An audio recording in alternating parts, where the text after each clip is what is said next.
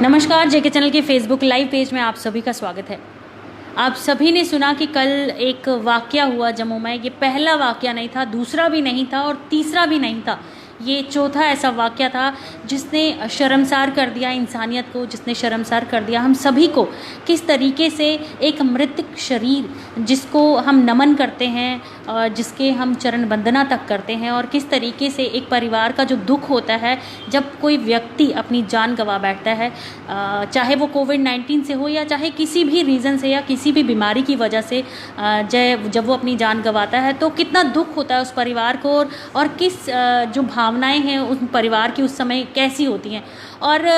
ठीक जो चौथा वाकया जो मैं अभी आपके साथ शेयर करने वाली हूँ वो बहुत ही दुखद है, क्योंकि कल एक कोविड-19 जो परसों पेशेंट था उसकी डेथ हुई थी और एडमिनिस्ट्रेशन की तरफ से यानी कि हॉस्पिटल की तरफ से उसकी जो बॉडी है उसके परिवार वालों को सौंप दी जाती है एज़ यूजुअल जैसे होता है, और उसके बाद जो परिवार वाले होते हैं, जो डेड बॉडी होती है उसका अंतिम संस्कार करते हैं। और बिल्कुल वैसा ही हुआ, परिवार वाले अंतिम संस्कार भी करने के लिए लेके गए, लेकिन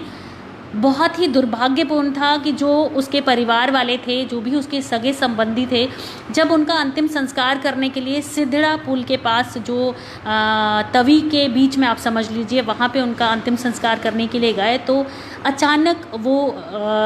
चक्कर आके गिर गए। और किस तरीके से उसके बाद जो उसके परिवार वाले थे उन दो व्यक्तियों की भी मौत हो जाती है। तो कितना शर्मसार और कितना निंदनीय था ये। और हमारे साथ आज स्पेशल इसी बात को लेकर डिस्कशन पे बैठे हैं गुरदयाल सिंह बाली। मैं इन्हीं से बात करूंगी क्योंकि ये वो पहले व्यक्ति हैं, क्योंकि मैंने आपको जब पहले भी बताया 3 ऐसे वाक़ये हुए थे जिसमें जो डेड बॉडी है यानी कि मृतक शरीर है उसके साथ बड़ा ही दुर्भाग्यपूर्ण जो तरीका अपनाया गया वो हुआ था। और ये वो पहले व्यक्ति हैं जिन्होंने इसके खिलाफ आवाज़ उठाई थी और इवन पुलिस स्टेशन में एफआईआर करने के लिए भी गए थे। और सारा क्या कुछ इन्होंने किया, किस तरीके से इन्होंने उस चीज़ के लिए लड़ाई की, हम इन्हीं से बात करेंगे। सर क्या नाम आपका? धन्यवाद रेनू जी। गुरदयाल सिंह बाली, मैं सीनियर लीडर बीजेपी से हूँ। तो आपने जैसे बताया कि अभी जो एक वाक़या जो हमने कल देखा कि ज़ारू साहब जो उनकी फैमिली, इतना दुखद समाचार जो हमें मिला, एक 30 साल का और एक 42 साल के इतनी छोटी उम्र में जो चले गए, कहीं ना कहीं ये जिम्मेदारी हम चाहे प्रशासन की कहें किसकी कहें, ये ऊपर वाले की मर्ज़ी से नहीं हुआ, ये हम लोगों की गलती से हुआ। क्योंकि देखिए रेनू जी, जिस समय पहला एक सुरजीत सिंह की डेड बॉडी लेके गए शमशान घाट पे, उन्हें वहाँ से वापस भेज दिया गया जोगी गेट से। उस पे हम लोगों ने आवाज़ उठाई। मैंने एक एफआईआर के लिए मैंने एक जो वहाँ पे पीर मिठा थाना है वहाँ पे रिपोर्ट भी करवाई, जो कि 14 मई को करवाई थी। ठीक है, 14 मई को करवाने के बावजूद भी उस पर कुछ भी कार्रवाई नहीं की गई। 15 मई को पुलिस स्टेशन गुजरनगर में मेरे को बुला के मेरा बयान लिया गया, प्रॉपर तरीके से बयान दिया मैंने, जो कुछ वाक़या उनमें क्या कहना चाह रहे थे हमने पूरा अपना बता दिया। अब सेकंड फेज़ उनका जो क्या करना चाहिए था पुलिस को, जो अभी तक उन्होंने नहीं किया। उसके बाद दोबारा मैंने 15 मई को होम मिनिस्टर को, लेफ्टिनेंट गवर्नर साहब को, मेयर साहब को, सबको मेल डाल दी। मेल डालने के बाद एक मेरे को वापस जो आया वो आया 16 मई को G Krishna Reddy ministry of home affairs से जो है MOS से मेरे को वापस आया कि हमने आगे फॉरवर्ड कर दी हुई है। पर दुख इस बात का हो रहा है कि इतना कुछ होने के बावजूद भी किसी ने कदम ही नहीं उठाया। जो कॉरपोरेटर जिसने उनका अंतिम संस्कार होने से रोक दिया, जबकि एक पढ़े लिखे हो के भी अनपढ़ों वाली हरकत कर रहे हैं, जिनको ये नहीं पता कि WHO की जो गाइडलाइन है उसमें ये बताया गया हुआ है कि ये जब मृतक शरीर जिसमें कोरोना है वो ख़त्म हो जाता है 4 घंटे में, और उसके बाद अगर उनका अंतिम संस्कार किया जाता है उससे तो कोई खतरा ही नहीं है। पर पता नहीं ये क्यों अपने आप को पब्लिक में हीरो या हीरोइन बनाना चाहते हैं कि जिस वजह से सामने खड़े हो जाते हैं हम नहीं होने देना।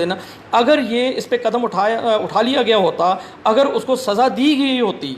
एफआईआर उसके अगेंस्ट दर्ज की गई होती, तो शायद कल जो ये 43 और 30 साल के बंदे जिनकी डेथ हुई ना होती, क्योंकि प्रॉपर तरीके से वो शमशान घाट में एक जो जिसके नीचे उनको संस्कार किया जाता उस छत के नीचे रहते और उनको जो हीट स्ट्रोक जो स्ट्रोक हुआ वो स्ट्रोक नहीं होता। तो कहीं ना कहीं ये गलती प्रशासन की है। अब इसमें मैं तो यही कहूँगा कि इस पे चाहे वो पुलिस स्टेशन के हैं, चाहे कोई अधिकारी हैं, या उन्हें किसी ने प्रेशराइज़ किया है कि उन पे एफआईआर ना हो, वो भी इसमें जिम्मेदार है।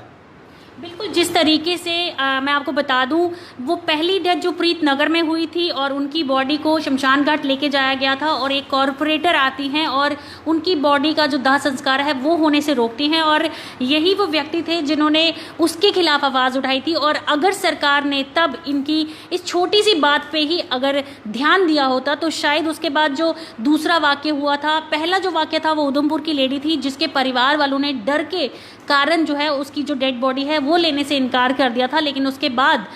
जब उनको ये बताया गया, क्योंकि लोगों को ये नॉलेज नहीं है कि जो डेड बॉडी है उसके अंदर कोरोना के जो कितने कीटाणु या जर्म्स हैं वो रहते हैं, ये एक आप समझ लीजिए कि लोगों को समझाने की और समझने की बहुत ज़्यादा ज़रूरत थी। वो पहला केस था, और जो दूसरा केस हुआ वो प्रीतनगर का था जिनकी डेड बॉडी शमशान घाट से वापस हॉस्पिटल पहुंचाई गई, और जो तीसरा केस था वो डोडा का था। डोडा के उसके साथ भी बहुत ही दुर्भाग्यपूर्ण हुआ, क्योंकि उनकी जो डेड बॉडी थी जब उनको उनका अंतिम संस्कार किया जा रहा था और जब दुमाना के लोगों को ये पता चला कि ये कोविड-19 का पेशेंट था, तो उन लोगों ने वहाँ पे उस परिवार पे डंडे भांजना शुरू कर दिए, डंडे मारना शुरू कर दिए, पथराव शुरू कर दिया, और वो अध जला जो शरीर था उसको वहाँ से लेकर वापस हॉस्पिटल में आए। तो कितना दुखद था। सिर्फ आपको ये सब बताने का मतलब यही है कि अगर इनकी छोटी सी पहल अगर इन्होंने की थी, अगर सरकार ने उस पर थोड़ा सा भी ध्यान दिया होता, एडमिनिस्ट्रेशन ने थोड़ा सा भी उस पर एक्शन लिया होता, तो जो कल वाक़या हुआ वो बिल्कुल भी ना होता। पहले तो सिर्फ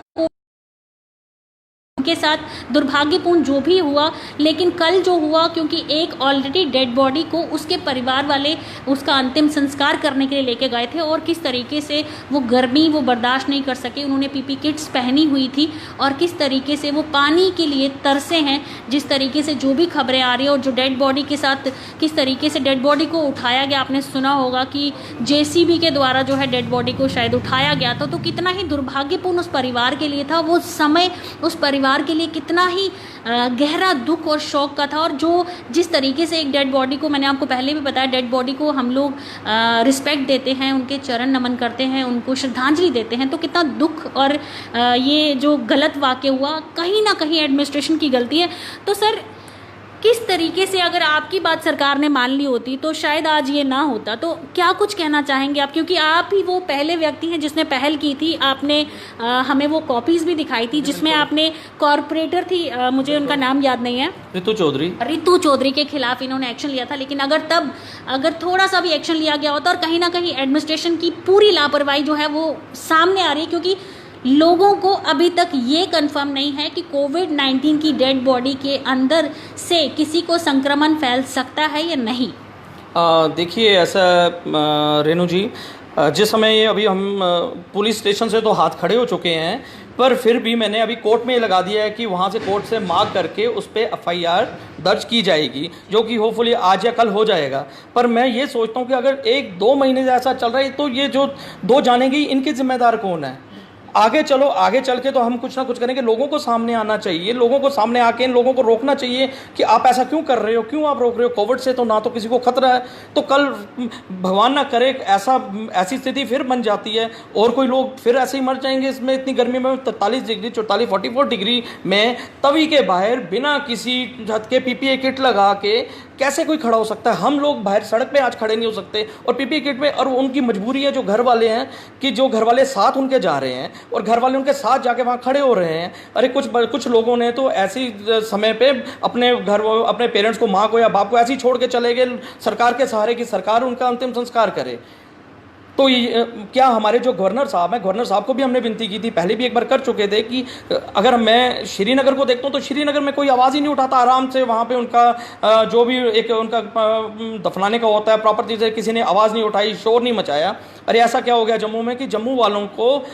अपने ही लोगों के खिलाफ खड़ा होना पड़ रहा है, जबकि हम बता चुके हैं कि WHO की गाइडलाइन के हिसाब से, या तो वो WHO से भी ऊपर अपने आप को मानते हैं कि हम ज़्यादा अक्लमंद और हमें ज़्यादा पता है कोरोना के बारे में। तो इसलिए मैं जम्मू की पब्लिक को हाथ जोड़ के रिक्वेस्ट करता हूं कि मेहरबानी करके मेरा साथ दीजिए और इस FIR लगाने में मेरा पूरी मदद कीजिए, ताकि उस कॉरपोरेटर के खिलाफ FIR लगे और आने वाले समय में कोई और अपना सर ऐसे गलत कामों में ना उठाए और अपने आप को पब्लिक में हीरो या हीरोइन बनाने की कोशिश ना करें कि हमने पब्लिक में रह के पब्लिक के फेवर में बोल दिया। अरे ये पब्लिक के फेवर में थोड़े है, ये पब्लिक के फेवर में नहीं है, पब्लिक के अगेंस्ट है।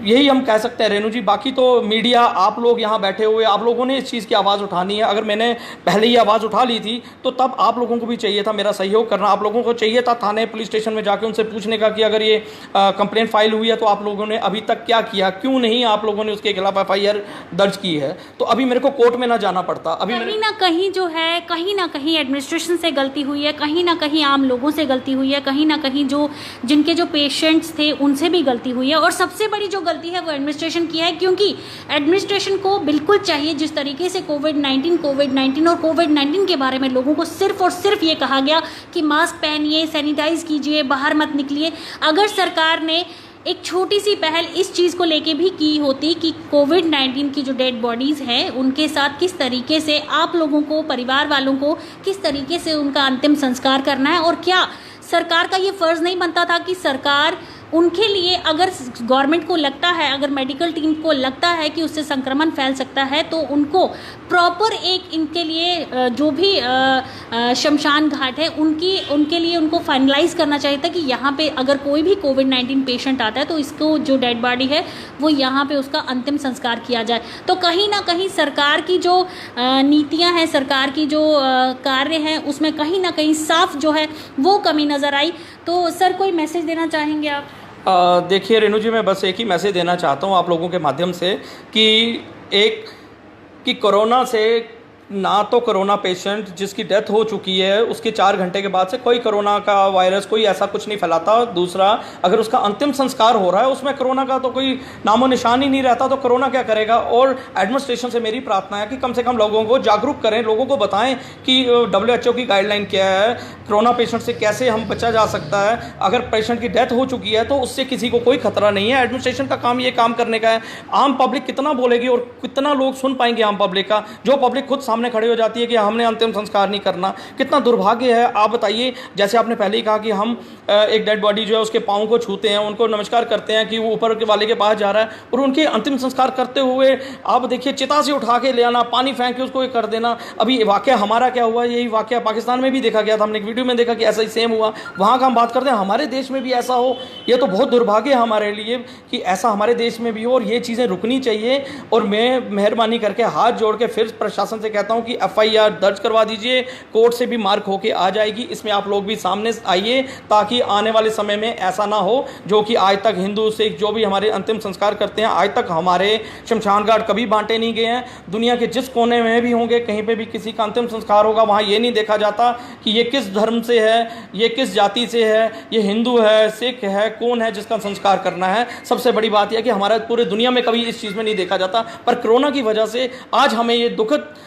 बहुत दुख होता है ये चीज़ देख के कि कुछ लोगों की वजह से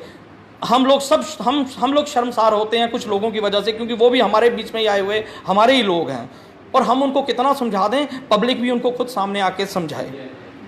तो बहुत बहुत शुक्रिया गुरदयाल जी, जिस तरीके से गुरदयाल जी ने एफ़र्ट की थी। आप सभी को भी ज़रूरत है एफ़र्ट करने की, क्योंकि कोविड-19 महामारी है, और जिस तरीके से सरकार ने ये गाइडलाइंस दी हैं, जिस तरीके से सरकार ने ये कहा है कि ये बीमारी जो है लंबे समय तक जो है वो चलेगी, तो लोगों को समझना कहीं ना कहीं बहुत ज़रूरी है। और सबसे ज़्यादा ज़रूरी जो कार्य है वो एडमिनिस्ट्रेशन का है, और बहुत ज़रूरी होता है कि एडमिनिस्ट्रेशन इस पूरे वाक़े को बड़े ही धैर्य से सुने, समझे, और इन सभी पे वो एक निर्णय ले कि किस तरीके से कोविड-19 की अगर कोई भी डेड बॉडी आती है तो उसका अंतिम संस्कार कैसे और कहाँ करना है। और अगर साथ में एडमिनिस्ट्रेशन उनको एक सिक्योरिटी भी प्रोवाइड करे, क्योंकि मैंने आपको जैसे बताया दुमाना में एक बहुत ही दुर्भाग्यपूर्ण हुआ कि अध जला शरीर उन्हें वहाँ से वापस कंबल में लपेट के हॉस्पिटल में लाना पड़ा था, और ये बहुत ही दुर्भाग्यपूर्ण था। तो इसके लिए एडमिनिस्ट्रेशन भी साथ हो, डॉक्टर्स की टीम भी साथ हो, क्योंकि जो कल वाक़या हुआ, अगर कोई डॉक्टर वहाँ पे होता तो शायद वो लोग बच जाते, जो लोग नहीं बचे। क्योंकि एक परिवार के अगर 3-3 लोग